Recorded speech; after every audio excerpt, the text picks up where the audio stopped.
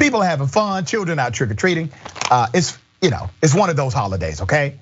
Everybody doesn't celebrate it. Cool. If you don't celebrate it, let people know and they will keep it moving. Well, for this particular young lady, 35 years of age, she pulled out a gun on a 7-year-old. A gun on a 7-year-old. 35-year-old Monica Ann Bradford from Buda, Texas, was arrested after allegedly pointing a loaded gun at a 7-year-old who was out trick-or-treating. Let's put up a picture. That's Monica. She has no attorney of record as of yet. That's from the Hays County Sheriff's Office. According to the Hays County Sheriff's Office, on October 31st, 2021, at approximately 7:20 p.m., deputies responded to the 100 block of Quarter Avenue in Buda, Texas, for a report of an aggravated assault with a deadly weapon. After investigating, it was determined that a resident in that area was yelling at children who were walking outside her residence trick-or-treating. Bradford exited her residence with a loaded weapon and pointed it at a 7-year-old child who was walking in front of the residence.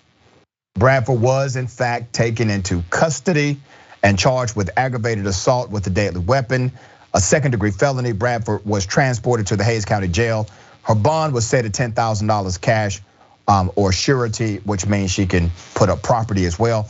Authorities are still conducting interviews. No further information is available. The incident occurred after Texas Republicans this year enacted a new law allowing what? Allowing handguns to be carried without permit or training. They call it constitutional carry.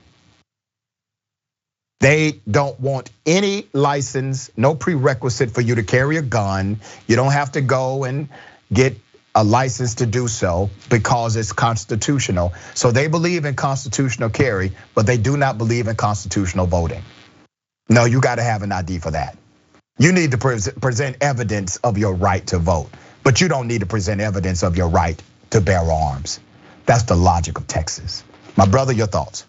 What was this woman doing with a gun to begin with? I mean, clearly she has psychiatric problems. And if we had a basic decency in America, basic respect for our fellow human beings, we would make it more difficult for people to have weapons so that people like this who might try to point a loaded gun at a child, they shouldn't be able to have a gun in the first place. And I have a feeling that when investigators do their questioning of the neighbors, they will discover that this woman is troubled. She is mentally ill. That's the issue here. When mentally ill people are allowed to slide through the cracks and get their hands on weapons, thank God she actually didn't fire this thing.